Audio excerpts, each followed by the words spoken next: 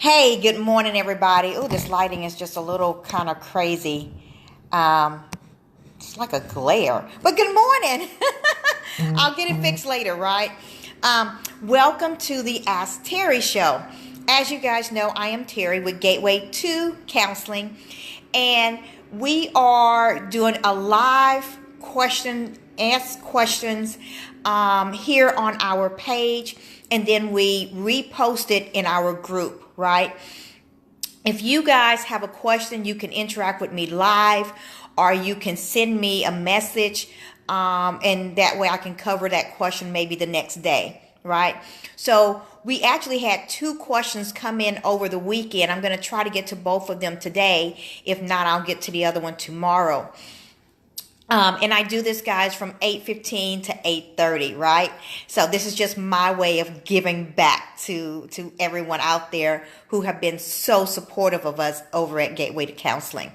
So let's get into the question of the day. Today's question is, why is it so hard to let go? Why is it so hard to detach, right? This comes from a lady who has been married for over 15 years. She and her husband have children together. Things have not been working very well, and so she has made a decision to leave. They are now separated and going through a divorce, but it is still really, really hard for her to let go of him. And of course, he's coming around saying, I want to come back. I want to come back. And she's going, no, you can't come back. But she feels really guilty about it. And she wants to understand why her heart is still aching. Well, guys, we're human, right? Let me back up.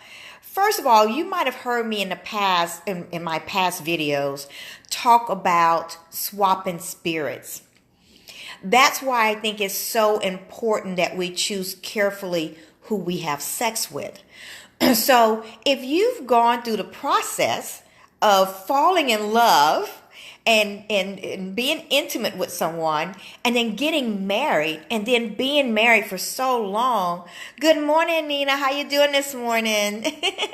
Gotta go to work. Okay, have a good day. You can catch me later, okay? But anyway, you know, when you've gone through and you've been in love with someone and you are intimate with someone, then you're swapping spirits with that person. Their spirit is coming into you and your spirit is going into them. And when you've been married for over 15 years and you've been swapping those spirits for that amount of time, then of course it's going to be hard to let go.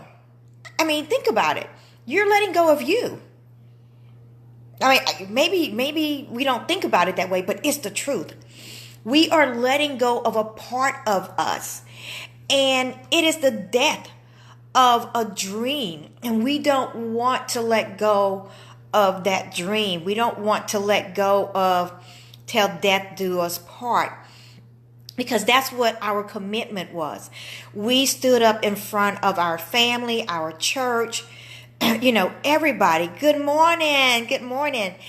We stood up in front of everybody and made a commitment and said, I am going to love you until the day I die.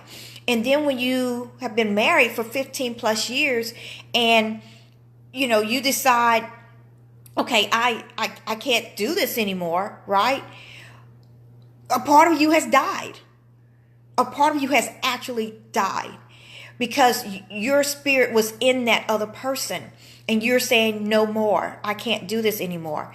And you know, guys, we are in a society where we think that when we get a divorce, that means everything is gone, right? Everything. I just used the word dead. Right? That part of you is dead. Well, that part of you is dead.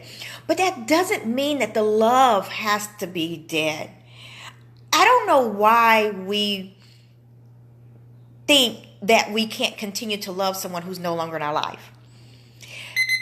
You guys heard me talk last week about, you know, relationships with our parents. That sometimes it's not healthy for us to have a daily interaction with our parents, monthly interaction with our parents, yearly interaction with our parents, right? But we still love and respect them because they brought us into this world. And so what I think is healthy, more healthy, is to say, I love this person. I love this man. I love this woman. But I can't stay married to this person.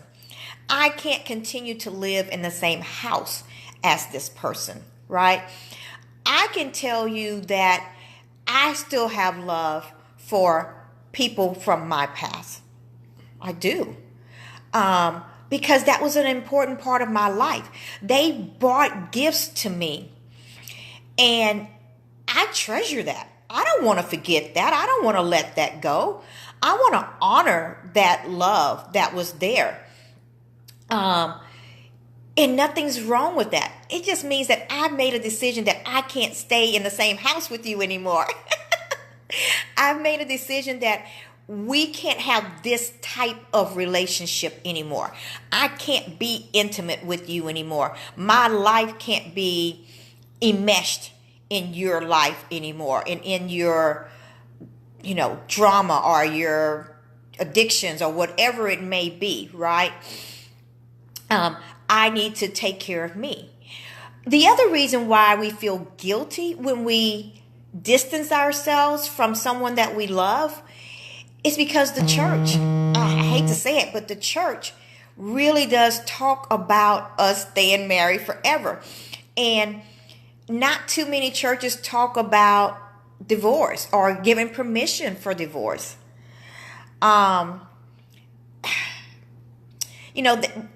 I hear some pastors talk about if you're being physically abused, right? But we don't really hear people in church talk about, yeah, it's okay for you to leave. I know that sometimes, let me back up. When you're being physically abused, you absolutely need to leave. I don't know if you need to get a divorce right away, but you absolutely need to leave because you need to be safe, right? But we don't talk about emotional abuse, right? About that person calling you names and downgrading you and making you feel less than what you are called to be by God, right? And that, to me, guys, causes more depression than the physical abuse. Because it's the words constantly coming in and making you doubt who you are.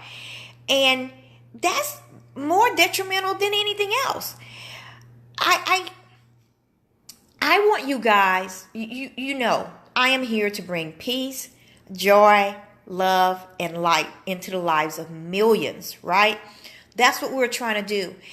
And I don't know how much peace, joy, and love you can have if you're in a relationship that is destroying you. I would hope that if you're going through a divorce, and if you're going through guilt or sorrow or still feeling attached to that person, that you will get some help. I don't care where you get help from. I don't care if you watch all of my YouTube videos. I don't care if you, go through counseling through someone else, or if you go through counseling through us. We take insurance. It's only $49. I don't care where you get help. I want you to get help. I think that we feel if we get help that we're less than, that we're not strong.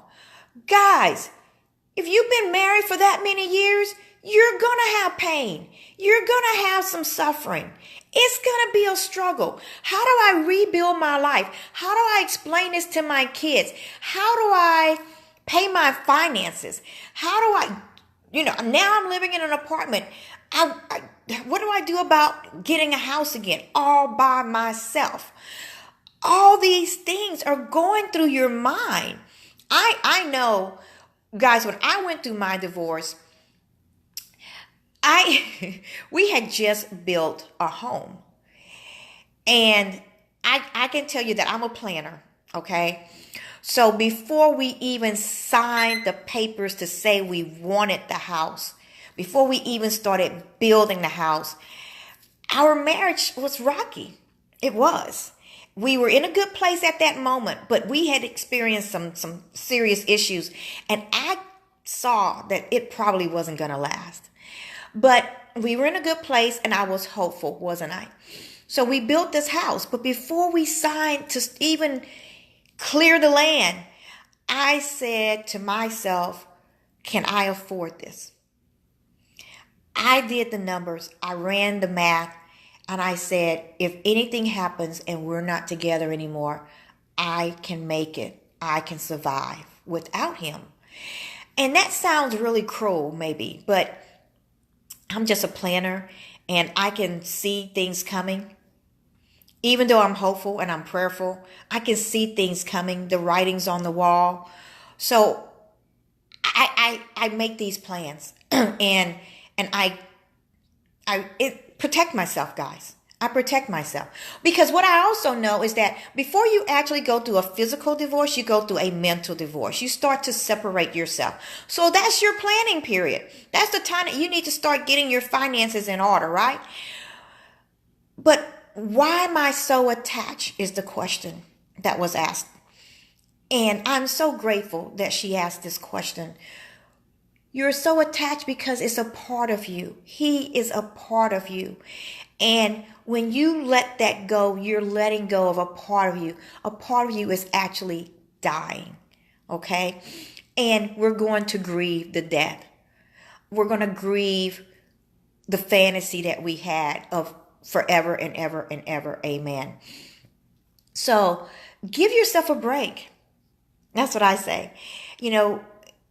Go through a little bit of the suffering, right? Don't let it knock you down. Like I said again, if you are feeling that way, then we're here for you. But allow yourself to grieve. You would grieve the death of a parent, the death of a good friend. He was a good friend. I mean, things went sour at some point in time, but he was a good friend. You guys had a great relationship. Otherwise, you would not have married him. I felt liberated when I left an abusive relationship. Yes, I had to move in with people, but I got my own apartment and I slowly got my self-esteem. Yay! And stayed single until last 2 years. It has been wonderful. I can't see all of it, but she's writing some stuff on here, so that's awesome. Alrighty, guys. So I have just a few more minutes. I really want to tie this up with a bow. But I want you guys to know that it's okay to still feel attached to that person. It's normal. Allow yourself to grieve the death of a relationship. Allow yourself to go through however long it takes. A month, a year, 2 years, 5 years. That's okay. All right? Learn from it. Make some good decisions from it, right? Don't feel guilty about it. Don't let him make you feel guilty. Your family make you feel guilty. The church make you feel guilty. Guilt is just the enemy. All right. So don't feel guilty about it. Instead, embrace it and say, hey, I still love a part of that man. I love the good part of that man. And I'm going to always love a good part of that man. And that's okay for me to love him still. It is. But I love me more. And I can't be in an abusive relationship, whether it's physical, verbal, whatever it may be. I can't be in a relationship that we're not equal, that he doesn't know quite how to love me correctly. I can no longer be in that relationship. Guys, if anyone out there is still in a relationship and you guys are struggling, guess what? There's help for you too, because I don't want you guys to go through a divorce if you can avoid it, right? I don't want you to go through that. So if you need that, we have marriage counseling too. Okay. So anyway, this is Terry, the Ask Terry show with Gateway to Counseling. We say that we are bringing peace, joy, love, and light into the lives of millions, anywhere, anytime, with affordable online counseling. See you guys on the other side. Bye-bye.